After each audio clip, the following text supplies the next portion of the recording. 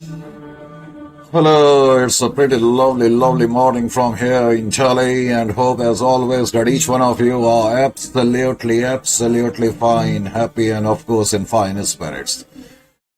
तो बेटे session start करते हैं, और सेशन को स्टार्ट करने के लिए जैसे कि आप देख रहे हैं फ्लैश होते हुए अपनी स्क्रीन पे ब्रांच अकाउंट्स, तो ब्रांच अकाउंट से स्टार्टिंग करेंगे। और ब्रांच अकाउंट का जहां तक सवाल है, ये एक बहुत लंबा फॉर्मिडेबल इंपॉर्टेंट चैप्टर तो है ही, लेकिन at the same time as I told you, ये बहुत लंबा और वृहद चैप्टर है। आप इस बात का अंदाजा या इस बात का एहसास इस बात से लगा सकते हैं कि जहां तक ये जो चैप्टर है, इस पे तकरीबन हमने 120 क्वेश्चंस रखे हुए हैं, और उसके अलावा 50 ऑब्जेक्टिव टाइप क्वेश्चंस रखे हुए हैं। तो इस बात से आपको एहसास हो जाना चाहिए कि ये जो चैप्टर है बहुत ही विस्तृत, बहुत ही लंबा, और बहुत ही हम कह सकते हैं कि फॉर्मिडेबली लॉन्ग चैप्टर है।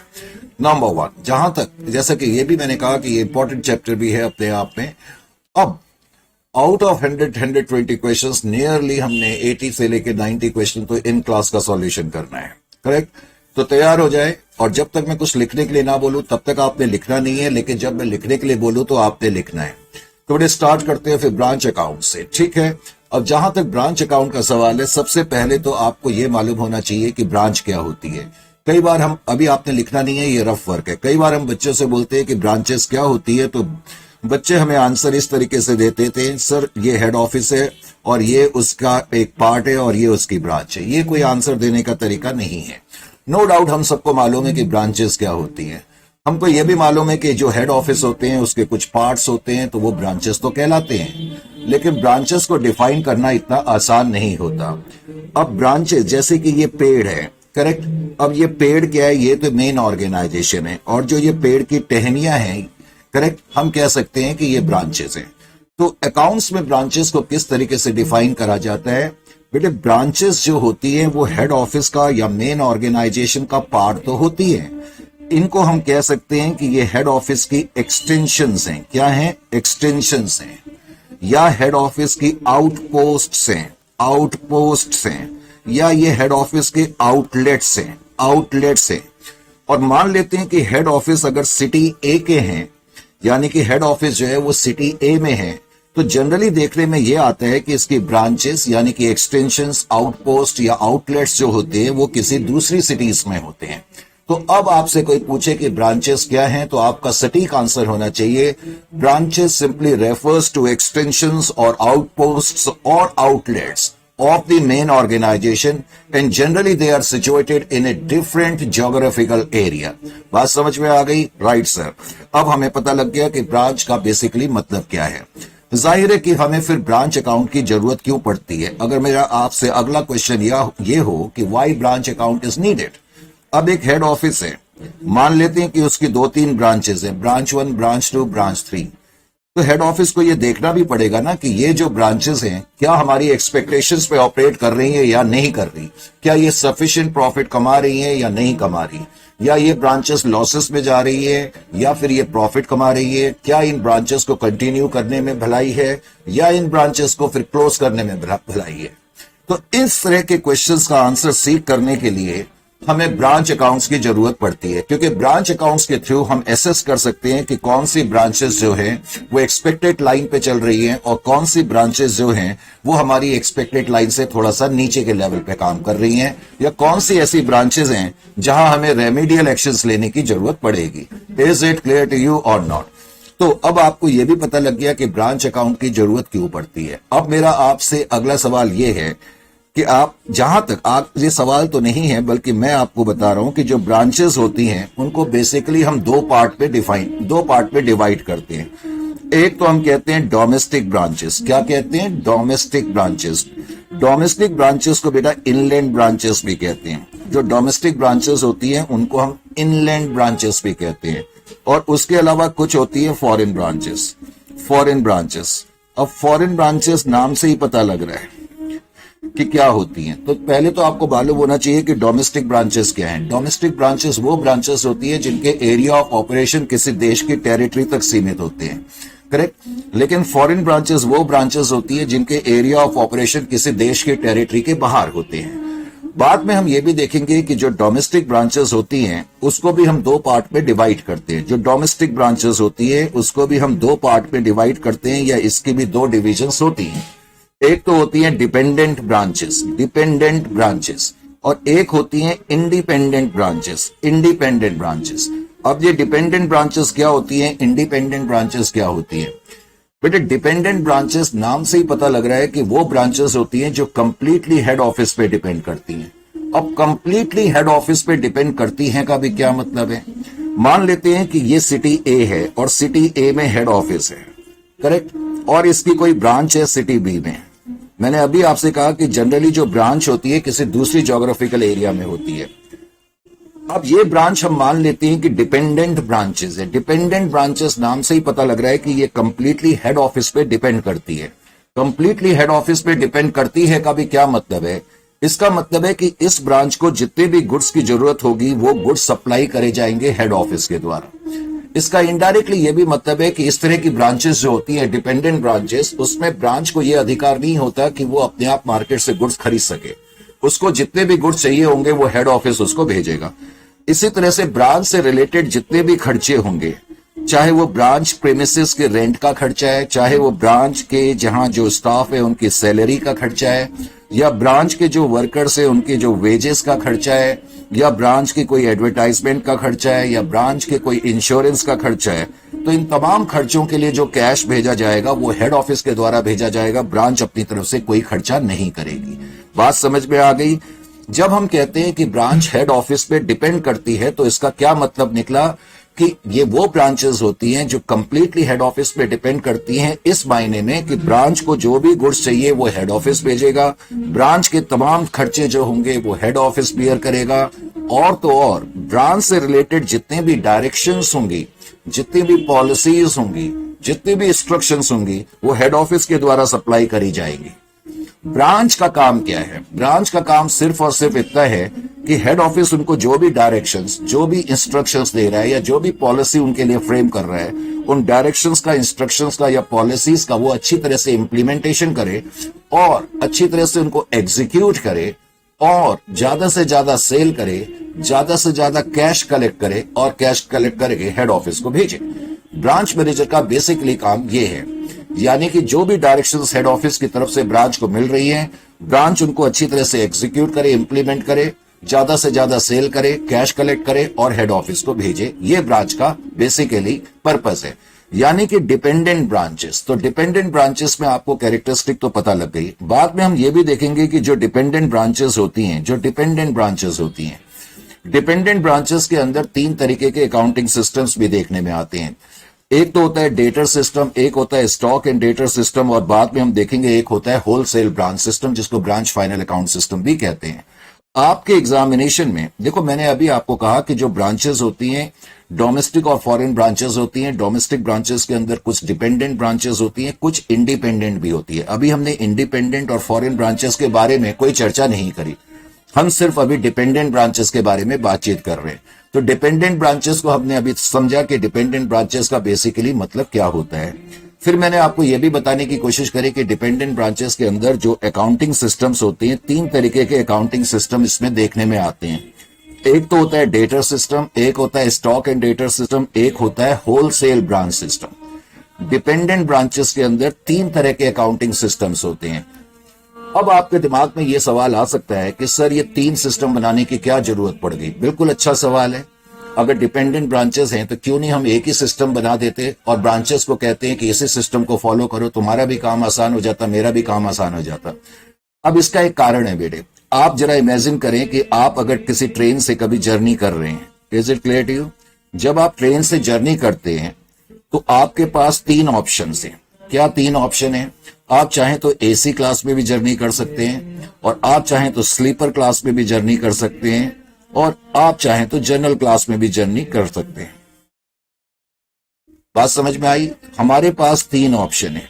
अब मुझे बताओ, गवर्नमेंट ऑफ इंडिया ने ट्रेन में जर्नी के लिए ये तीन ऑप्शंस क्यों रखे? इसलिए रखे कि हर व्यक्ति अपनी अपनी अफोर्डेबिलिटी के हिसाब से जर्नी कर सके। जिसके पास एफ्लुएंट पैसा है तो वो तो चाहेगा ही कि मैं बहुत कंफर्टेबिलिटी में आराम से जर्नी करूं। अब कोई मिडिल क्लास आदमी है तो वो सोचेगा ठीक है, थोड़ी बहुत कंफर्टेबिलिटी ही काफी है, मैं स्लीपर क्लास में जर्नी कर लेता हूं। और कोई मेरे जैसा आदमी है जिसके पास ज्यादा पैसा नहीं है तो वो जनरल क्लास को प्रेफर करेगा कि ठीक है, कोई बात नहीं, थोड़ी मुश्किलातें तो आएंगी, अल्टीमेटली मैं अपने डेस्टिनेशन पे तो पहुंच ही जाऊंगा। यानी कि मकसद तो एक ही है कि हमें अपने डेस्टिनेशन पे पहुंचना है। अब चाहे हम बहुत ज्यादा कंफर्टेबिलिटी के साथ पहुंचे, चाहे थोड़ी कम कंफर्टेबिलिटी के साथ पहुंचे, और चाहे बिल्कुल ही कंफर्टेबिलिटी के साथ ना पहुंचे, लेकिन पॉइंट यह है कि हम अपने डेस्टिनेशन पे पहुंचना चाहते हैं। इसी लॉजिकल रीजनिंग के साथ अकाउंटेंट्स ने डिपेंडेंट ब्रांचेस के अंदर 3 तरीके के अकाउंटिंग सिस्टम्स बनाए हुए हैं।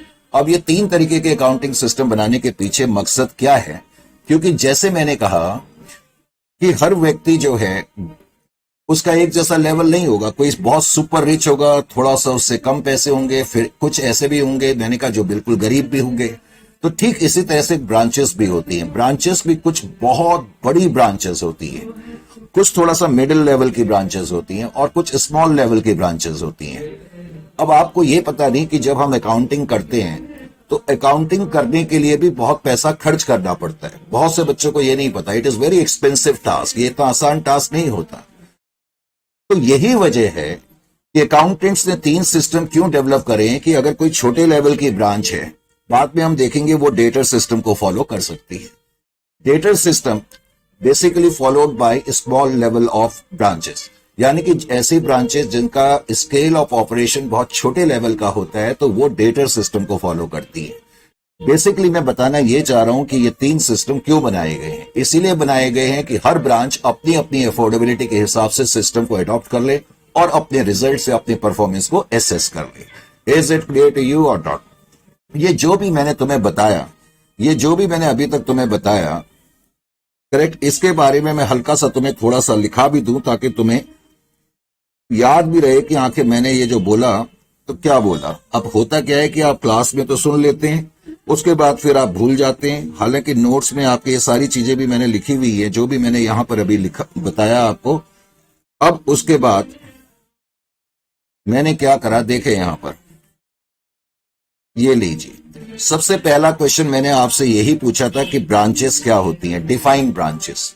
तो बेटे ब्रांचेस क्या होती हैं बताओ मुझे। अभी अभी तो मैंने आपको बताया था ना कि ब्रांचेस क्या होती हैं, डिफाइन ब्रांचेस। क्या बताया था मैंने कहा था branches simply refers to extensions या आउटपोस्ट या outlets of the main organisation, यानी कि हेड ऑफिस। फिर मैंने यह भी बताया था generally these are situated in a different geographical location, यानी कि ब्रांचेस जो होती हैं जनरली दूसरी ज्योग्राफिकल टेरिटरी में होगी। फिर मैंने आपको बताया था टाइप्स ऑफ ब्रांचेस। मैंने बताया था ब्रांचेस को 2 पार्ट्स में डिवाइड कर सकते हैं, डोमेस्टिक ब्रांचेस जिसको इनलैंड ब्रांचेस भी कहते हैं, और फॉरेन ब्रांचेस। फिर मैंने ये भी बताया था डोमेस्टिक ब्रांचेस वो ब्रांचेस होती हैं जिनके एरिया ऑफ ऑपरेशन किसी देश की टेरिटरी तक सीमित है, जबकि फॉरेन ब्रांचेस वो ब्रांचेस होती हैं जिनके एरिया ऑफ ऑपरेशन किसी देश की टेरिटरी के बाहर होते हैं। फिर मैंने अभी आपको यह भी बताया कि जो डोमेस्टिक ब्रांचेस होती हैं उसको भी हम 2 पार्ट्स में डिवाइड कर सकते हैं, डिपेंडेंट ब्रांचेस के अंदर डिपेंडेंट ब्रांचेस, और हम कह सकते हैं इंडिपेंडेंट ब्रांचेस। अब जहां तक डिपेंडेंट ब्रांचेस का सवाल है, मैंने आपको यह भी बताया, नाम से ही पता लग रहा है, डिपेंडेंट ब्रांचेस का मतलब है कि जो ब्रांच है वो कंप्लीटली हेड ऑफिस पे डिपेंड करती है। कंप्लीटली हेड ऑफिस पे डिपेंड करती है का भी क्या मतलब होता है, यह भी मैंने आपको क्लियर करने की कोशिश करी। मैंने बताया कि डिपेंडेंट ब्रांचेस के अंदर पहले तो मैंने वही सेंटेंस लिखा कि branch is completely dependent upon the head office, correct. अब completely dependent upon head office का क्या मतलब है, थोड़ी देर पहले मैंने आपको यही समझाने की कोशिश करी कि जितनी भी गुड्स ब्रांच को चाहिए वो सारे के सारे गुड्स जो हैं वो हेड ऑफिस के द्वारा सप्लाई करे जाते हैं। Is it clear? यानी कि ब्रांच अपनी तरफ से कोई भी गुड्स नहीं खरीदेगी। ब्रांच से रिलेटेड जितने भी खर्चे होंगे वो हेड ऑफिस भेजेगा, ब्रांच अपनी तरफ से कोई भी खर्चा नहीं करेगी। और मैंने कहा जितने भी मेजर डिसीजन होंगे ब्रांच से रिलेटेड वो हेड ऑफिस के द्वारा लिए जाएंगे, ब्रांच अपनी तरफ से कोई भी डिसीजन नहीं लेगी। तो मैंने यहां यही चीजें लिखी हैं कि all the goods required by the branch are supplied by the head office. For all the expenses of the branch head office shall supply the cash या remit the cash, and all the major decision shall be taken by the head office. ये चीजें मैंने अभी आपको बताई। अब मैं आपको जो बताने जा रहा था वो ये कि जो अकाउंटिंग सिस्टम्स होते हैं डिपेंडेंट ब्रांचेस के अंदर, तो मैंने बताया 3 तरीके के अकाउंटिंग सिस्टम देखने में आते हैं। एक तो डेटर सिस्टम होता है, एक स्टॉक एंड डेटर सिस्टम होता है, एक होलसेल ब्रांच सिस्टम होता है जो इनडायरेक्टली जिसको हम ब्रांच फाइनल अकाउंट सिस्टम भी कहते हैं। अब सबसे पहले हम डेटर सिस्टम की चर्चा करेंगे। तो डेटर सिस्टम के हम 1 बाय 1 लेंगे, यानी कि पहले हमने डिपेंडेंट ब्रांचेस को एनालाइज करना है, और डिपेंडेंट ब्रांचेस के अंदर मैंने कहा डेटर सिस्टम है, स्टॉक एंड डेटर सिस्टम है और होलसेल ब्रांच सिस्टम है। वैसे आपके एग्जामिनेशंस के अगर ट्रेंड को देखा जाए तो यह भी देखने में आता है कि डेटर सिस्टम और स्टॉक एंड डेटर सिस्टम से ज्यादा क्वेश्चंस पूछे गए हैं। अब डेटर सिस्टम क्या है, इतना तो आपको पता लग चुका है कि जो डेटर सिस्टम होता है वो डिपेंडेंट ब्रांचेस का पार्ट है, इसीलिए मैंने लिखा it is a part of dependent branches. Correct, समझ में आ गया। फिर मैंने आपको यह भी बताया था कि डेटर सिस्टम जनरली ऐसी ब्रांचेस फॉलो करती हैं या अडॉप्ट करती हैं जिनका स्केल ऑफ ऑपरेशन छोटे लेवल का होता है। This system is followed by branches having small scale of operation, ये मैंने यहां पर लिखा। अब इस सिस्टम में एक खासियत क्या है, डेटर सिस्टम में जितनी भी अकाउंटिंग करी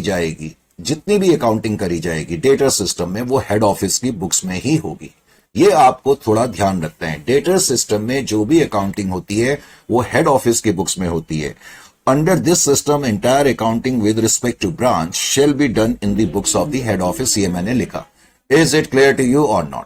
अब बाद में हम ये देखेंगे कि इस पर्टिकुलर सिस्टम में जो हेड ऑफिस है वो ब्रांच से रिलेटेड, हेड ऑफिस ब्रांच से रिलेटेड अपनी बुक्स में, अब ये तो हमें पता लग गया सारी अकाउंटिंग हेड ऑफिस की बुक्स में होगी, ब्रांच अपनी तरफ से कोई अकाउंटिंग नहीं करेगी। अब बेटे जो हेड ऑफिस अपनी बुक्स में ब्रांच से रिलेटेड अकाउंटिंग करता है, तो ब्रांच से रिलेटेड एक तो वो ब्रांच अकाउंट बनाता है। क्या बनाता है? ब्रांच अकाउंट्स बनाएगा, ब्रांच अकाउंट। और उसके अलावा हेड ऑफिस अपनी बुक्स में ब्रांच से रिलेटेड ब्रांच डेटर्स अकाउंट बनाता है। कहने के लिए हम ये कह देते हैं, मोस्टली आप किसी से भी पूछेंगे तो वो यही बताएगा कि डेटर सिस्टम में हेड ऑफिस अपनी बुक्स में ब्रांच से रिलेटेड ब्रांच अकाउंट बनाते हैं और ब्रांच डेटर्स अकाउंट बनाता है। वैसे मैं ये मीनिंग क्लियर कर दूं, प्रैक्टिकली तुम्हें जो एज ए प्रोफेशनल स्टूडेंट समझ में आना चाहिए वो ये, नो डाउट कि डेटर सिस्टम में हेड ऑफिस अपनी बुक्स में ब्रांच से रिलेटेड एक तो ब्रांच अकाउंट प्रिपेयर करेगा, नो डाउट अबाउट इट। उसके अलावा हेड ऑफिस अपनी बुक्स में ब्रांच से रिलेटेड एक ही लेजर मेंटेन करता है जिसको हम सेल्स लेजर कहते हैं। और बहुत से बच्चों को सेल्स लेजर का मीनिंग पता नहीं होता। बेटे सेल्स लेजर का मतलब होता है, पहले तो ये एक ऐसा लेजर होता है जिसमें हम क्रेडिट सेल्स ही रिकॉर्ड करते हैं। अगर मैं क्रेडिट सेल्स ही रिकॉर्ड कर रहा हूं तो इसका मतलब है कि इस लेजर में मैंने जिन कस्टमर्स को क्रेडिट में सामान बेचा मैं उनके अकाउंट रिकॉर्ड कर रहा हूं। तो क्रेडिट सेल्स को रिकॉर्ड करने का मतलब है कि सेल्स लेजर का इनडायरेक्टली मतलब हो गया एक तरीके से वो तमाम क्रेडिट कस्टमर, उनके अकाउंट को मेंटेन करना जिनको हमने क्रेडिट पे सामान बेचा है।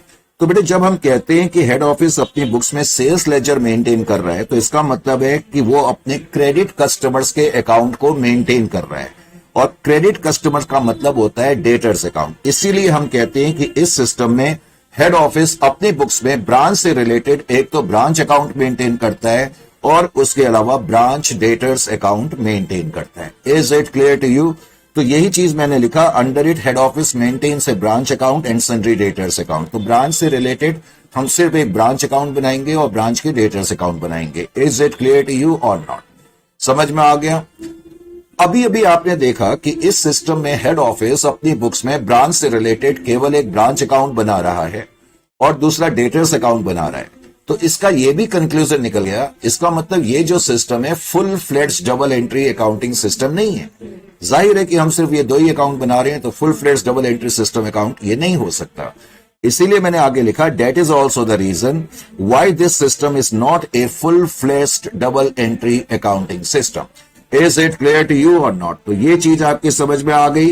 राइट सर, ये चीज हमारी समझ में आ गई। अब ये चीज आपकी समझ में आ गई तो थोड़ा सा आगे बढ़ते हैं। अब मैंने अगला लिखा अकाउंटिंग अंडर डेटर सिस्टम। अब हमें समझना है कि डेटर सिस्टम में अकाउंटिंग कैसे करी जाती है। डेटर सिस्टम में अकाउंटिंग कैसे करी जाती है, अब हमें बेसिकली यही तो समझना है, बाकी तो हमने सारी चीजें कर ली। तो इसको समझने के लिए मैंने क्या करा, यहां पर देखें डेटर सिस्टम में अकाउंटिंग कैसे करी जाती है, यह समझाने के लिए मैंने क्या करा, यहां पर देखें मैंने यहां पर लिखा ट्रांजैक्शंस, और आप भी लिखना शुरू कर दें। अगर आप समझना चाहते हैं और अच्छी तरह से, transaction between transactions between head office and branch office for the year ended for the year ended 31st of 3 2024, correct. तो इसका मतलब अकाउंटिंग ईयर 1/4/2023 से स्टार्ट हुआ होगा और 31/3/2024 को खत्म हुआ होगा। अब तुम्हें कुछ ट्रांजैक्शंस यहां पर दी हुई हैं। ट्रांजैक्शंस तुम्हें क्या दी हुई हैं? सबसे पहले तो दिया हुआ है ऑन 1/4/2023 बैलेंसेस विद ब्रांच, यानी कि इस साल की बिगनिंग में ब्रांच के पास कुछ बैलेंसेस हैं, बैलेंसेस विद ब्रांच। और जो तुम्हें बैलेंसेस दिए हुए हैं ब्रांच के पास, वो कौन कौन से बैलेंसेस दिए हुए हैं? लेट अस से तुम्हें दिया हुआ है बैलेंस एक तो स्टॉक का। मान लेते हैं कि ब्रांच के पास इस साल की बिगनिंग में सिंप्लिसिटी के लिए 10,000 का स्टॉक पड़ा हुआ है। कितने का स्टॉक पड़ा हुआ है? 10,000 का स्टॉक पड़ा हुआ है। और ब्रांच के पास डेटर्स का कुछ बैलेंस पड़ा है। डेटर्स का बैलेंस पड़ा हुआ है का क्या मतलब है? इसका मतलब है कि पिछले साल 1/4/2023 से पहले, करंट ईयर तो 1/4/2023, जो करंट ईयर है वो 1/4/2023 से स्टार्ट हो रहा है, 31/3/2024 को खत्म हो रहा है। तो मैंने कहा कि बिगनिंग में डेटर्स जो हैं वो 20,000 के। इसका मतलब क्या है? इसका मतलब है कि पिछले साल, इसका मतलब ये हो गया कि पिछले साल हमने अब कुछ सामान बेचा होगा क्रेडिट में कस्टमर से, और उन कस्टमर्स ने हमें पैसा नहीं दिया होगा, तो डेटर्स का बैलेंस ये रिफ्लेक्ट कर रहा है। Is it clear to you और नॉट? तो स्टॉक में बैलेंस 10,000 है, डेटर्स में बैलेंस 20,000 है। अब इस साल बेटे क्या ट्रांजेक्शन हुई है? अब करंट ईयर में कुछ और ट्रांजेक्शन हुई। लेट अस से गुड्स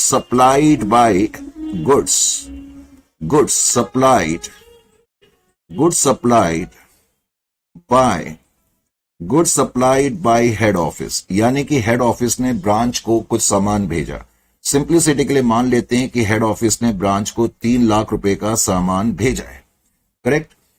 आगे दिया हुआ है कैश सेल्स। हम मान लेते हैं कि ब्रांच ने इस साल जो सामान भेजा गया था उस सामान को बेचा और कुछ उन्होंने कैश सेल्स करी। मान लेते हैं कि कैश में उन्होंने सामान बेचा 2 लाख रुपए का। और लिखा हुआ है क्रेडिट सेल्स। क्या लिखा है? Credit sales. क्रेडिट सेल्स का क्या मतलब है कि ऐसे डेटर्स, ऐसे कस्टमर जिनको हमने उधार में सामान बेचा है।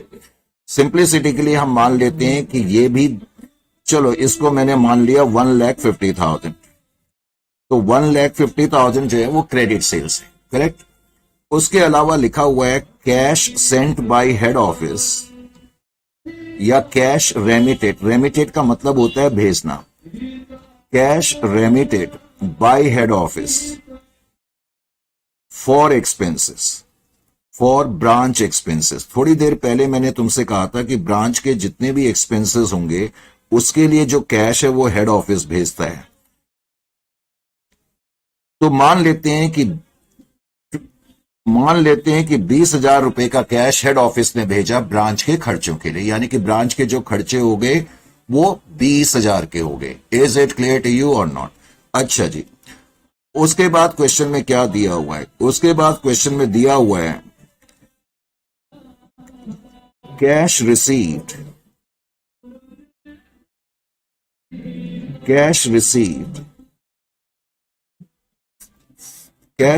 From debtors. Cash received from debtors. तो ब्रांच ने इस साल अपने डेटर से कुछ कैश रिसीव करा होगा और मान लेते हैं कि 1,40,000 का ब्रांच ने कैश अपने डेटर से रिसीव करा है, करेक्ट। ये कुछ इंफॉर्मेशन तुम्हें दी हुई है। फिर आगे कह रहा है कि 31/3/2024 को अब ब्रांच के पास जो बैलेंसेस हैं,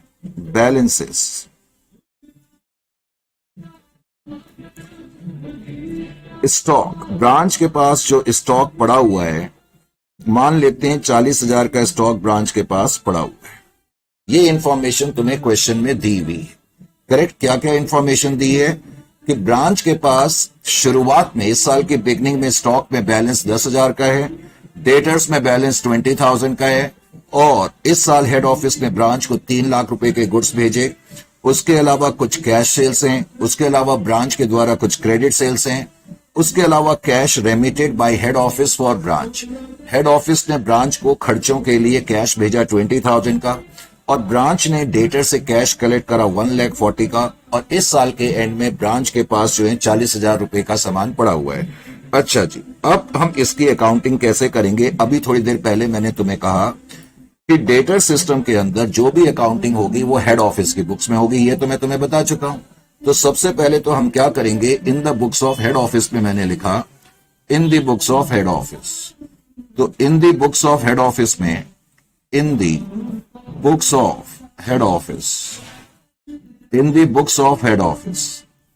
अब हेड ऑफिस की बुक्स में मैंने जैसा कि बताया सारी अकाउंटिंग हेड ऑफिस के बुक्स में होगी, और हेड ऑफिस ब्रांच से रिलेटेड एक तो ब्रांच अकाउंट बनाएगा और ब्रांच डेटर्स अकाउंट बनाएगा। करेक्ट? तो अब हम क्या करेंगे, मैंने यहां पर लिखा ब्रांच अकाउंट। हेड ऑफिस अपनी बुक्स में एक तो ब्रांच अकाउंट बनाएगा, तो मैंने यहां पर ब्रांच अकाउंट लिख दिया। तो ब्रांच अकाउंट बनाने के लिए मैंने जरा थोड़ा सा यहां पर पहले मैं एक लाइन खींच लूं, तो क्योंकि मुझे जरा तुम्हें बहुत अच्छी तरह से समझाना है। लीजिए जी, ये मैंने एक ब्रांच अकाउंट बनाया, और उसके अलावा मैंने एक ब्रांच डेटर्स अकाउंट भी बना दिया, क्योंकि हेड ऑफिस अपनी बुक्स में ब्रांच से रिलेटेड केवल ये दो चीजें बनाते हैं, branch debtors account. Is it clear to you? समझ में आ गया? राइट सर, समझ में आ गया। अब ध्यान क्या रखना है, सबसे पहले तो ध्यान से सुनिए। ब्रांच के पास जो भी बैलेंसेस होंगे, बहुत ही आसान है इसमें अकाउंटिंग, कोई मुश्किल काम नहीं है। ब्रांच के पास बिगनिंग की डेट में, यानी कि 1/4/2023 को, जिसको तुम ओपनिंग बैलेंसेस भी कहते हो, तो ओपनिंग बैलेंसेस ब्रांच के पास जो होंगे, पहले तो उसको ब्रांच अकाउंट की डेबिट साइड में आपने लिखना है। ब्रांच अकाउंट की डेबिट साइड में जो हमारे पास ओपनिंग बैलेंसेस हैं, एक तो स्टॉक का है, तो स्टॉक का बैलेंस आपने लिख दिया 10,000। फिर आपने डेटर्स का बैलेंस लिखा, लेकिन जैसे ही आपने डेटर्स का बैलेंस लिखा, तो आपको बेटे ये याद रहना चाहिए कि डेटर सिस्टम में आप, यानी कि हेड ऑफिस, ब्रांच अकाउंट तो बना ही रहा है, उसके अलावा ब्रांच डेटर्स भी बना रहा है। इसलिए डेटर्स का जो ओपनिंग बैलेंस है वो डेटर्स के अकाउंट में भी लिखना मत भूलना। तो डेटर्स के अकाउंट में भी हम लिखेंगे बैलेंस ब्रॉट डाउन। अब उसके बाद आपने अपनी पहली ट्रांजैक्शन को देखा। पहली ट्रांजैक्शन क्या है? Goods supplied by head office. जब हेड ऑफिस ब्रांच को गुड्स भेजेगा, पहले तो आप अपने आप को हेड ऑफिस समझ लें, आप ब्रांच को गुड्स भेज रहे हैं, तो ब्रांच गुड्स रिसीव कर रही है, तो एंट्री होगी ब्रांच अकाउंट डेबिट, यानी कि ब्रांच तो डेबिट हो रही है, to goods sent to branch account. Entry क्या हो गई? हालांकि मैंने कहा अभी आपको एंट्री की जरूरत नहीं है, आप ऐसे समझने की कोशिश करें, लेकिन मैं एंट्री भी साथ साथ आपको वैसे ही बता रहा हूं। यानी कि हेड ऑफिस के पॉइंट ऑफ व्यू से, हेड ऑफिस ने सामान भेजा, तो सामान तो बाहर जा रहा है और सामान ब्रांच रिसीव कर रही है, तो एंट्री हो गई branch account debit to goods sent to branch account. और इसको मैं और भी सीधे अल्फाजों में कहूं, जब भी आप, यानी कि हेड ऑफिस, जब भी किसी भी चीज से अगर आप अलग होंगे, जैसे कि आपने सामान भेजा तो आप सामान से अलग हो गए, तो किसी भी चीज से अगर आप अलग होंगे, जुदा होंगे, तो वो चीज ब्रांच अकाउंट की डेबिट साइड में आएगी। जैसे कि हेड ऑफिस ने ब्रांच को सामान भेजा, तो एंट्री है branch account debit to goods sent to branch account. तो ब्रांच अकाउंट की डेबिट साइड पे मैंने क्या लिखा? To goods sent to branch account, और ये मैंने शॉर्ट फॉर्म में लिख दिया अभी, क्योंकि मुझे इसे समझाना है। तो goods sent to branch account, ये मैंने अभी शॉर्ट में लिख दिया, कोई प्रॉब्लम की बात नहीं है। तो 3 लाख रुपए का सामान, यानी कि गुड्स, हमने ब्रांच को भेजे। Is it clear to you? Clear? इसी तरह मैंने कहा, फिर आगे तुम्हें क्या दिया हुआ है? कैश सेल्स और क्रेडिट सेल्स। अब बेटे यहां पर आपको एक चीज का ध्यान रखना पड़ेगा। मैं यहां पर एक वर्ड लिख रहा हूं ब्रांच अकाउंट की क्रेडिट साइड में, इसको हम बोलते हैं रेमिटेंसेस। इसको हम बोलते हैं रेमिटेंसेस। और रेमिटेंसेस के अंदर हम देखेंगे कि हम दो चीज लिखते हैं। एक तो हम लिखते हैं कैश सेल्स, एक तो हम लिखते हैं कैश सेल्स, क्या लिखते हैं? Cash sales. और हम देखेंगे इसके अंदर हम लिखते हैं cash from debtors, cash from debtors, cash from debtors, cash from debtors. Correct.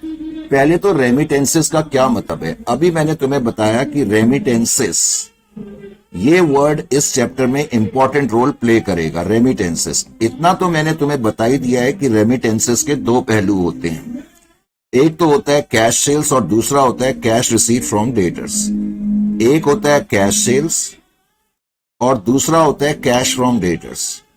पूरे अकाउंट्स में डेटर्स के लिए वर्ड कस्टमर भी यूज होता है।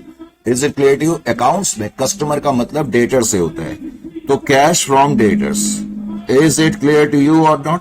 एक तो होता है कैश सेल्स और एक होता है cash from debtors, cash from debtors. अब ध्यान क्या रखना है, इस क्वेश्चन में अगर मैं आपसे पूछूं कि कैश सेल्स कितने की है, आप मुझे ये बताओगे सर कैश सेल्स 2 लाख रुपए की है। राइट, कैश सेल्स 2 लाख रुपए की है। वैसे मैं आपसे पूछूं कि क्रेडिट सेल्स कितने की है, तो आप मुझे बताओगे 1,50,000 की क्रेडिट सेल्स है। क्रेडिट सेल्स जो है वो 1,50,000 की है। लेकिन रेमिटेंसेस के अंदर क्रेडिट सेल्स वर्ड नहीं आता है। ये मैं वैसे ही पूछ रहा हूं कि ब्रांच ने क्रेडिट सेल्स कितने की करी, 1,50,000 की करी है। करेक्ट। बाद में मैंने तुम्हें एक पॉइंट लिखाया हुआ है यहां पर, कैश रिसीव फ्रॉम डेटर्स 1,40,000। तो कैश रिसीव फ्रॉम डेटर्स कितना लिखाया है मैंने आपको? 1,40,000। अब ध्यान क्या रखना है, ध्यान क्या रखना है, ब्रांच को जो हम सामान भेजते हैं तो ब्रांच उसको कैश में भी बेच सकती है और क्रेडिट सेल्स क्रेडिट में भी बेच सकती है। अब जिनको हमने क्रेडिट में बेचा होगा उनसे हमें कुछ कैश भी तो मिलेगा ना, तो उसको हम कहते हैं कैश फ्रॉम डेटर्स। पहले तो ये चीज का ध्यान रखना है, ये क्रेडिट सेल्स नहीं है। तो रेमिटेंसेस का बेसिकली मतलब क्या है कि ब्रांच ने कैश सेल से कितना पैसा कलेक्ट करा और डेटर से कितना कैश कलेक्ट करा, और कलेक्ट करने के बाद ब्रांच ये पैसा हमें भेज देती है, तो उसको हम रेमिटेंसेस कहते हैं। बात समझ में आ गई कि रेमिटेंसेस का क्या मतलब है? रेमिटेंसेस का मतलब है कि ब्रांच के द्वारा भेजा गया कैश हेड ऑफिस को, ब्रांच ने जो कैश हेड ऑफिस को भेजा। लेकिन कौन सा कैश? कैश सेल्स और cash from debtors. Cash sales और कैश फ्रॉम डेटर्स मिलकर के रेमिटेंसेस बनाते हैं। बात समझ में आ गई? तो ये चीज का ध्यान रखना। तो मैं अब ये तुम्हें बता रहा था, ब्रांच ने कैश सेल्स करी है। अब कैश सेल्स ब्रांच ने करी 2 लाख रुपए की, तो मैं इसको यहां पर लिख दूंगा कैश सेल्स रेमिटेंसेस का पार्ट है, तो मैंने यहां पर 2 लाख रुपए लिख दिया। उसके बाद क्रेडिट सेल्स है। अब ध्यान ये रखना है कि क्रेडिट सेल्स कभी भी ब्रांच अकाउंट में नहीं लिखी जाती। अब क्रेडिट सेल्स ब्रांच अकाउंट में क्यों नहीं लिखी जाती ये मैं अभी तुम्हें बताता हूं, लेकिन तुम्हें इतना मालूम होना चाहिए, जब कोई ऑर्गेनाइजेशन, जैसे क्रेडिट सेल्स तो ब्रांच ने करी है ना, तो जब क्रेडिट सेल ब्रांच करेगी तो ब्रांच के डेटर्स अकाउंट बढ़ जाएंगे। जाहिर है कि क्रेडिट सेल्स करने से डेटर्स बढ़ जाएंगे, और डेटर्स को बढ़ाना हो तो डेबिट करते हैं, इसलिए क्रेडिट सेल्स का अमाउंट ब्रांच डेटर्स अकाउंट की डेबिट में लिखा जाएगा। क्रेडिट सेल्स मैंने यहां पर लिख दिया, और क्रेडिट सेल्स का अमाउंट इस क्वेश्चन में मैंने तुम्हें लिखाया था 1,50,000। अब ध्यान ये रखना बेटे कि क्रेडिट सेल्स कभी भी हम ब्रांच अकाउंट में नहीं लिखते हैं। अब होता क्या है कि लोग सिर्फ इतना बता करके कहानी को खत्म कर देते हैं, लेकिन उसका लॉजिक क्या है यहां ध्यान से सुनो। पूरे ब्रांच अकाउंट में जब हम ब्रांच अकाउंट करते हैं तो हमेशा हम 3 पार्टीज को फेस करते हैं। एक तो है हेड ऑफिस, एक है ब्रांच ऑफिस, और एक है ब्रांच के कस्टमर्स यानी कि डेटर्स। मैंने अभी कहा कि पूरे अकाउंट्स में कस्टमर का मतलब डेटर से होता है। मुझे ये बताओ कि क्रेडिट सेल्स किसने करी है? क्रेडिट सेल्स तो ब्रांच ने करी है ना।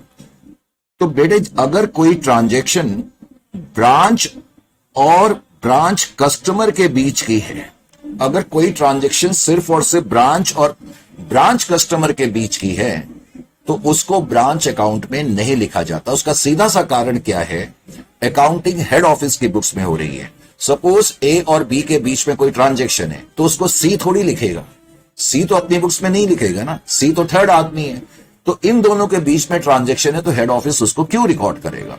तो यही वजह है। तो समझना क्या है कि कोई भी ऐसी ट्रांजैक्शन जो ब्रांच ऑफिस और ब्रांच कस्टमर के बीच में होगी, वो कभी भी हेड ऑफिस में, उस कभी भी ब्रांच अकाउंट में नहीं आएगी। तो ये वजह है कि हम क्रेडिट सेल्स को ब्रांच अकाउंट के अंदर नहीं रिफ्लेक्ट करते हैं। Is it clear? उसके अलावा फिर इसमें अगला पॉइंट दिया था, cash remitted by head office. इसका मतलब है हेड ऑफिस ने ब्रांच को कैश भेजा। जब हेड ऑफिस ब्रांच को कैश भेजेगा तो एंट्री होगी branch account debit to cash account. Branch account की डेबिट साइड पे हम लिख देंगे टू कैश। तो हेड ऑफिस ने ब्रांच को कैश भेजा। किस चीज के लिए भेजा? खर्चों के लिए भेजा। और खर्चे कितने हैं? 20,000 के। तो ये 20,000 का अमाउंट मैंने यहां पर लिख दिया। Is it clear to you? Right sir, समझ में आ गया। अब उसके बाद नेक्स्ट ट्रांजेक्शन है कैश रिसीट फ्रॉम डेटर्स। मैंने अभी अभी तुम्हें कहा कि cash receipt from debtors remittances का पार्ट है। रेमिटेंसेस का मतलब है अब की बार ब्रांच हमें सामान भेज रही है, इसका मतलब एंट्री हमें कैश भेज रही है, इसका मतलब है हेड ऑफिस एंट्री कर रहा है remittances account debit to branch account. और रेमिटेंसेस के दो पहलू होते हैं, कैश सेल्स और कैश फ्रॉम डेटर्स। तो कैश फ्रॉम डेटर्स जो है वो 1,40,000 है। अब एक चीज का ध्यान रखना, अब कैश फ्रॉम डेटर्स, मुझे डेटर से कैश मिला और मैं डेटर अकाउंट भी बना रहा हूं, तो डेटर से जब कैश मिलेगा तो डेटर्स कम होंगे। डेटर्स को कम करना होगा तो हम क्रेडिट में लिखेंगे। और मैंने क्रेडिट में लिखा, क्या अमाउंट लिखा? 1,40,000। अब यहां पर आपके दिमाग में एक सवाल आ सकता है, सर अभी अभी आपने कहा कि कोई ट्रांजैक्शन ब्रांच ऑफिस और कस्टमर के बीच में है तो वो तो सिर्फ ब्रांच अकाउंट में ही आनी चाहिए, वो तो सिर्फ ब्रांच डेटर्स अकाउंट में ही आनी चाहिए। और यहां तो आपने कैश रिसीट फ्रॉम डेटर्स जो है ब्रांच में भी लिख दिया और कैश रिसीट फ्रॉम डेटर्स आपने ब्रांच डेटर्स में भी लिख दिया। अच्छा सवाल है, तो समझना क्या है, मैंने ये जरूर कहा है कि कोई भी ट्रांजैक्शन ब्रांच ऑफिस और ब्रांच कस्टमर के बीच में होगी तो वो सिर्फ और सिर्फ डेटर्स अकाउंट में आएगी, ये मैं कह चुका हूं। अब कैश रिसीट फ्रॉम डेटर्स का क्या मतलब है, समझने की कोशिश करो। इसका मतलब है कि कस्टमर ने, no doubt about that, customer ने कैश ब्रांच को भेजा, तो इसलिए इसको डेटर्स अकाउंट में तो मुझे लिखना ही पड़ेगा, नो डाउट अबाउट दैट।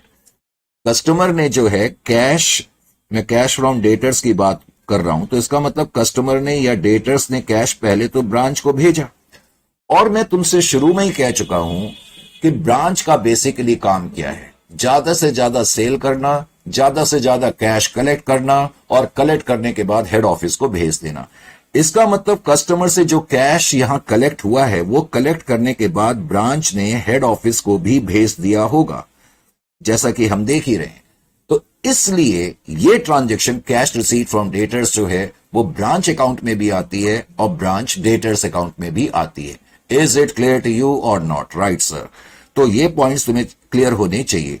तो कुल मिलाकर के अब रेमिटेंसेस का मीनिंग क्लियर होना चाहिए। रेमिटेंसेस के दो पहलू होते हैं। रेमिटेंसेस का मतलब है ब्रांच के द्वारा हेड ऑफिस को भेजा गया कैश, और ब्रांच जो हमें कैश भेज रही है, बिकॉज अब की बार हेड ऑफिस रिसीव कर रहा है इसलिए क्रेडिट में लिखेंगे। और कैश फ्रॉम डेटर्स एक तो ब्रांच अकाउंट में भी आएगा और ब्रांच डेटर्स अकाउंट में भी आएगा। अच्छा जी, सारी चीजें हमने कर ली। अब ये सारी चीजें करने के बाद हमें क्या समझना है, अब उसके बाद जो हमें क्वेश्चन में दिया हुआ है, बैलेंसेस दिया हुआ है। बेटे जिस तरीके से आपने ओपनिंग बैलेंसेस डेबिट में लिखे हैं, अब मैंने क्या करा, क्लोजिंग बैलेंस लिखा। अब जब मैंने क्लोजिंग बैलेंस लिखा, क्लोजिंग बैलेंस कैरी डाउन, ये मैं क्रेडिट में लिखूंगा। और उसने हमें दिया हुआ है कि स्टॉक का जो बैलेंस बचा है तो वो 40,000 का बचा है, तो स्टॉक का बैलेंस 40,000 रुपए मैंने यहां पर लिख दिया। Is it clear to you? अब ध्यान क्या रखना है, अब मुझे जाहिर है कि ब्रांच अकाउंट को टैली कर करके ये देखना है कि ब्रांच ने कितना प्रॉफिट कमाया, लेकिन तो तुमने देखा उसकी अकाउंटिंग करने में तो कोई प्रॉब्लम नहीं होती है। अब एक दो पॉइंट्स के बारे में आपको अच्छी तरह से मालूम होना चाहिए। कभी भी आप ब्रांच अकाउंट को जब टैली करने के लिए जाएंगे, ये देखने के लिए कि नेट प्रॉफिट है या नॉट नेट लॉस, तो हमेशा पहले आप एक चेक कर लेंगे। क्या चेक करेंगे कि क्या डेटर से रिलेटेड सारी इंफॉर्मेशन है। सारी इंफॉर्मेशन से मतलब ओपनिंग डेटर्स हैं, कैश रिसीट फ्रॉम डेटर्स हैं और क्लोजिंग डेटर्स हैं या नहीं है। तो तुमने देखा कि इस क्वेश्चन में क्लोजिंग डेटर्स नहीं दिए हुए हैं। यानी कि 99% क्वेश्चन जब तुम्हें मिलेंगे उसमें डेटर से रिलेटेड इन तीन में से opening debtor, cash receipt from debtor या क्लोजिंग डेटर्स में से कोई एक फिगर मिसिंग मिलेगी। तो क्लोजिंग डेटर मिसिंग फिगर है। अब इसका मतलब यह है कि मैं इस अकाउंट को अभी टैली नहीं कर सकता। डेटर से रिलेटेड इन तीन में से कोई भी एक चीज मिस होगी तो आप कभी भी इस अकाउंट को टैली नहीं करेंगे। पहले उस मिसिंग फिगर को फाइंड करेंगे। अब मिसिंग फिगर को सर कैसे फाइंड करेंगे? तो मिसिंग फिगर को फाइंड करने के लिए मैं क्या करूंगा, डेटर्स अकाउंट को टैली करूंगा। अब डेटर्स अकाउंट को मैंने टैली करा 1,70,000 माइनस 40,000, तो तुमने देखा ये 30,000 क्लोजिंग डेटर्स की फिगर मेरे पास आ गई। ये समझा भी जा सकता है। कैसे समझा जा सकता है? इस साल की बिगनिंग में मैंने डेटर्स से 20,000 रुपए लेने थे, 1,50,000 रुपए मैंने और बेचे, तो टोटल 1,70,000 रुपए हो गए। इसका मतलब 1,70,000 रुपए डेटर से हमने रिसीव करने हैं, उसमें से 1,40,000 मिल गए, तो इसका मतलब 30,000 रुपए अभी भी हैं। तो इस तरह से हमने ये पता लगा लिया कि डेटर्स का क्लोजिंग बैलेंस कितना है। अब क्लोजिंग बैलेंस मैंने यहां पर लिख दिया। Is it clear to you और नॉट? जाहिर है कि अब हम इसको टैली करेंगे। अब जब मैं इसको टैली करूंगा तो यहां का टोटल 3 लाख कितना आ गया, 3,40,000, 3,80,000 और 30, 4,10,000 क्रेडिट साइड का टोटल है। तो क्रेडिट साइड का टोटल जो है 4,10,000 मैंने यहां पर लिख दिया। तो 4,10,000 क्रेडिट साइड का टोटल है। अब 4,10,000 में से पहले डेबिट साइड का टोटल हम माइनस कर लेते हैं। पहले तो डेबिट साइड का टोटल कितना है, 30, 3,30,000, 3,30,000 में 20 ऐड करेंगे 3,50,000। तो 3,50,000 मैंने माइनस करा तो मुझे यह पता लग गया कि ब्रांच ने जो प्रॉफिट इस साल कमाया है वो 60,000 का प्रॉफिट कमाया है। तो इसको हम लिखेंगे नेट प्रॉफिट। Net profit. अब एक दो चीजें मैं थोड़ा सा क्लियर कर दूं, बस मेन चीज। एक तो हमेशा यह ध्यान रखना है कि कभी भी ब्रांच अकाउंटिंग करेंगे, कभी भी ब्रांच अकाउंटिंग करेंगे तो हमेशा इसका मतलब होता है कि हम 3 पार्टी से रिलेटेड काम कर रहे हैं। एक तो हेड ऑफिस से रिलेटेड, ब्रांच ऑफिस से रिलेटेड और ब्रांच कस्टमर से रिलेटेड। कोई भी ट्रांजैक्शन जो ब्रांच ऑफिस और कस्टमर के बीच में होगी वो कभी भी ब्रांच अकाउंट में नहीं आएगी, जैसे कि क्रेडिट सेल्स की ट्रांजैक्शन है। अब आने वाले क्वेश्चंस में तुम्हें ऐसे भी मिल सकता है। आने वाले क्वेश्चंस में तुम्हें मिलेगा जैसे कि डिस्काउंट, बिकॉज ब्रांच ने सामान बेचा है कस्टमर को, तो इसका मतलब ब्रांच ने कस्टमर को डिस्काउंट दिया, इसलिए ये ट्रांजैक्शन भी ब्रांच ऑफिस और कस्टमर के बीच की मानी जाती है। Is it clear to you? या कभी क्वेश्चन में लिखा हो bad debts, bad debts, because credit customer को सामान ब्रांच ने बेचा है तो इसलिए जो बैड डेट्स है वो भी ट्रांजैक्शन ब्रांच ऑफिस और कस्टमर के बीच में मानी जाएगी। यानी कि credit sale, discount, bad debts कभी अगर तुम्हें क्वेश्चन में नजर आएंगे तो उसको आपने ब्रांच डेटर्स अकाउंट में ही लिखना है। उसको ब्रांच डेटर्स अकाउंट में ही आप लिखेंगे, ये आपको ध्यान रखना होगा। Is it clear to you?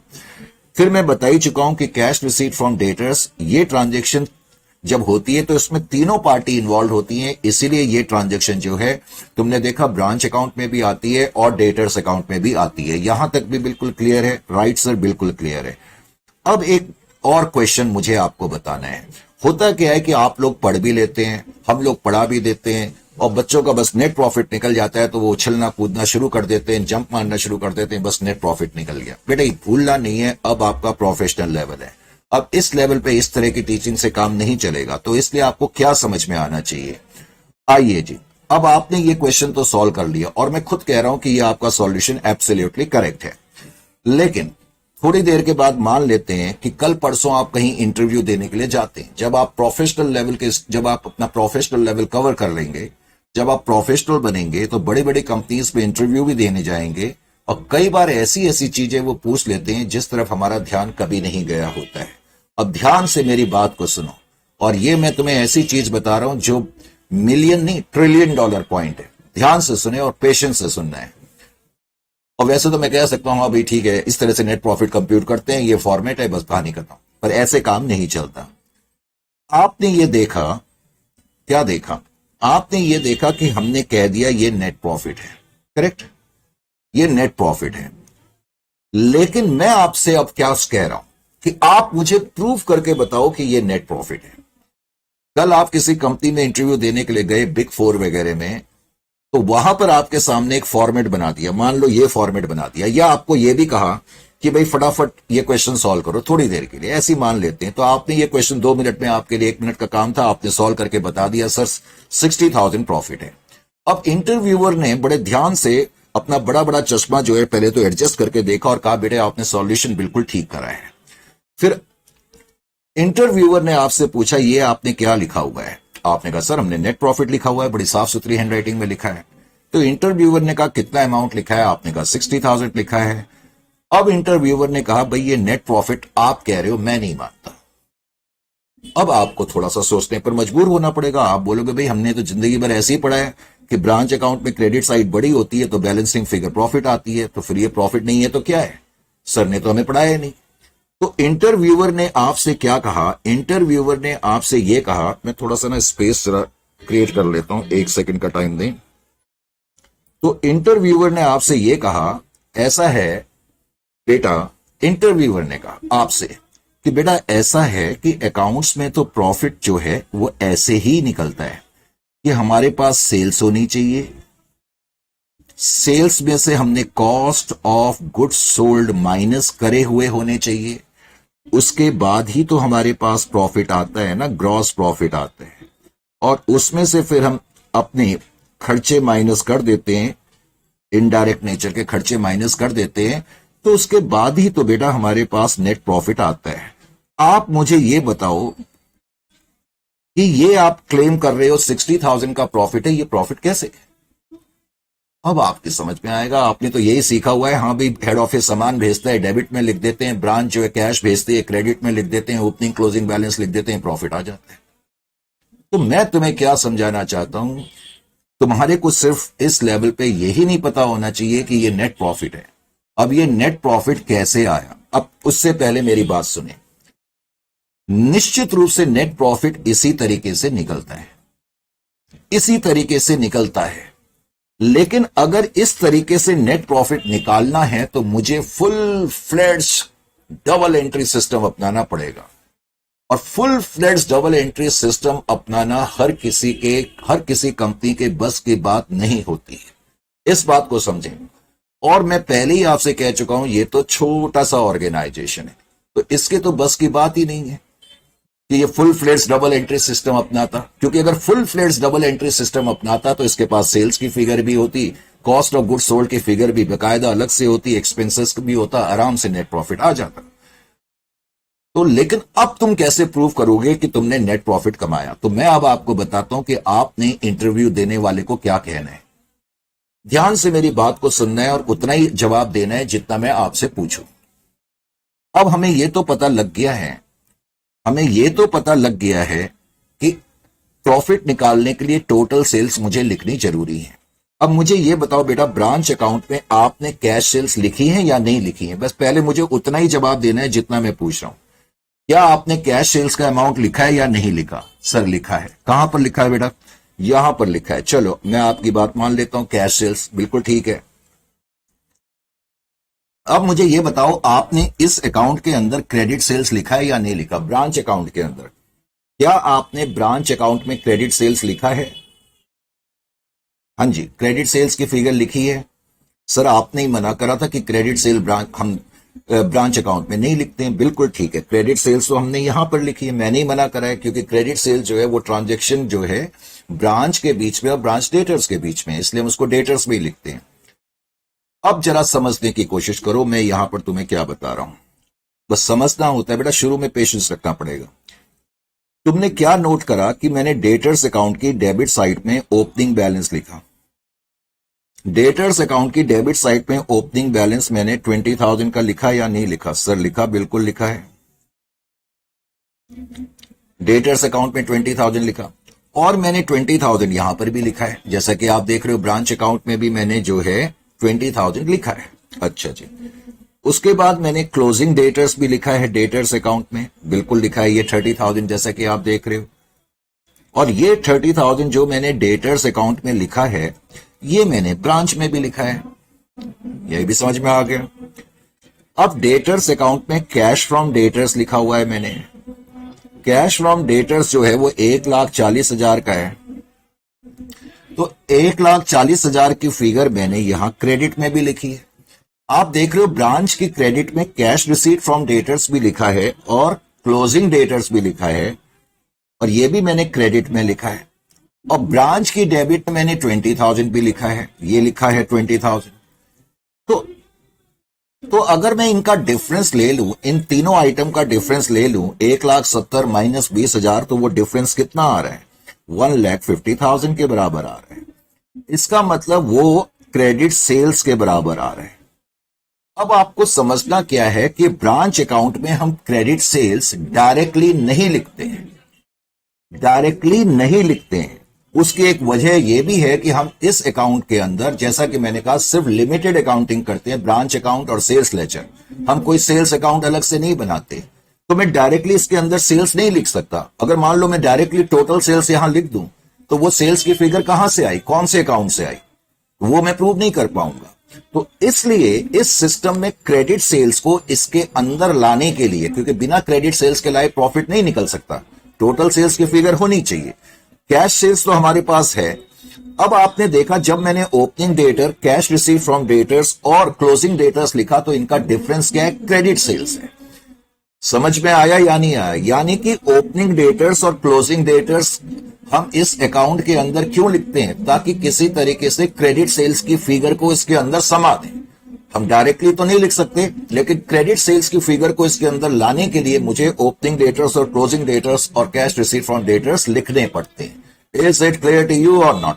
तो अब मैं कह सकता हूं कि मैंने ब्रांच अकाउंट के अंदर कैश सेल्स भी लिखी है, और कैश सेल्स का अमाउंट जो है, कैश सेल्स का जो अमाउंट है कितना था? 2 लाख का था।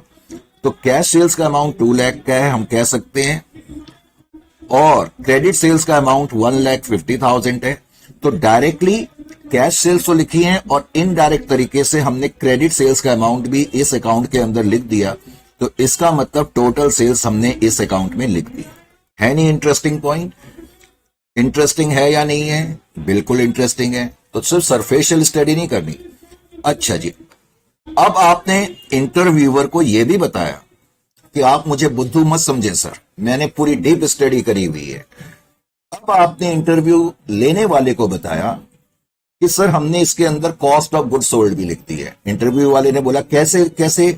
तो आपने उसको बताया, सर आप नोट करें, हमने यहां पर ओपनिंग स्टॉक लिखा हुआ है। ब्रांच के पास ओपनिंग स्टॉक शुरुआत में 10,000 रुपए का पड़ा है। फिर हेड ऑफिस ने ब्रांच को इस साल गुड्स भेजे हैं, goods sent to branch account, 3 lakh रुपए के गुड्स भेजे हैं। इसका मतलब ब्रांच के पास बेचने के लिए 3,10,000 के गुड्स थे, 3,10,000 के गुड्स थे, और 3,10,000 में से क्लोजिंग स्टॉक जो है, यानी कि अब आप उसको समझा रहे हैं opening stock, goods sent to branch और क्लोजिंग स्टॉक के बारे में। तो आपने बताया कि ब्रांच के पास 10,000 रुपए का ओपनिंग स्टॉक तो पहले से है, और गुड्स भेजे गए हैं 3 लाख के। तो ब्रांच के पास टोटल 3,10,000 के गुड्स थे, और 3,10,000 के गुड्स में से 40,000 के गुड्स अभी भी ब्रांच के पास बचे हुए हैं। इसका मतलब ब्रांच ने जो सामान बेचा है, चाहे उसको जितने में मर्जी बेचा हो, लेकिन जो बेचा है उसकी कॉस्ट 2,70,000 थी। बात समझ में आ गई? बात समझ में आ गई? यानी कि ब्रांच अकाउंट के अंदर हम ओपनिंग स्टॉक, क्लोजिंग स्टॉक की फिगर को और ये गुड्स सेंड टू ब्रांच की फिगर को जो लिखते हैं, इनडायरेक्टली इसका मतलब है कि हम कॉस्ट ऑफ गुड्स सोल्ड को इसके अंदर लाना चाहते हैं। तो अब आपने क्या नोट करा? अब आपने क्या नोट करा? आपने ये नोट करा कि आपका ग्रॉस प्रॉफिट जो है 350 माइनस दिस 80,000 आपका ग्रॉस प्रॉफिट आ गया। अब आपने इंटरव्यू वाले को भी हैरत में डाल दिया। इंटरव्यू वाले ने पूछा, भाई वेरी गुड, आपने तो ऐसी चीज बता दी जो कि हम बिल्कुल सोच भी नहीं सकते थे, कहां से पढ़े हो? तो आपने एक टीचर का नाम ले लिया, और मुझे टीचर का नाम बताने की आपको जरूरत नहीं है। आपने कहा हम उनसे लेके आए हैं, तो इसलिए हमें तो ये चीज मालूम है नहीं मजेदार पॉइंट? और जो एक्सपेंसेस हैं वो तो आप लिखते ही हो, तो एक्सपेंसेस आपने माइनस करके बता दिया। सर देखिए, हमारा ऑर्गेनाइजेशन छोटा ऑर्गेनाइजेशन है, तो हम डायरेक्टली इस तरीके से तो प्रॉफिट नहीं निकाल सकते थे, लेकिन ये जो फिगर हमने निकाली है वो बेसिकली प्रॉफिट ही है, और ये हमने आपको प्रूव करके दिखा दिया कि ये प्रॉफिट कैसे निकले। Is it clear to you और नॉट? तो बेटे इस लेवल पे हमने सिर्फ और सिर्फ सरफेशियल स्टडी नहीं करनी है कि आपको एक फॉर्मेट बना करके दे दे, हाँ बेटा ये ऐसे ऐसे होता है, ये ऐसे ऐसे होता है और ये प्रॉफिट निकल जाता है, ऐसे नहीं होगा। तो ठीक है, आज के इस सेशन में अभी फिलहाल यहीं तक ले रहा हूं, और नेक्स्ट सेशन में मेरी जब आपसे मुलाकात होगी तो इस चैप्टर की और ज्यादा गहराइयों की तरफ हम आगे बढ़ेंगे, नो डाउट अबाउट दैट। उम्मीद है ये क्लास आपको पसंद आई होगी, तो अपने फीडबैक्स बकायदा देते रहें। तो मिलते हैं फिर आपसे नेक्स्ट सेशन में, and till that particular time have a good day.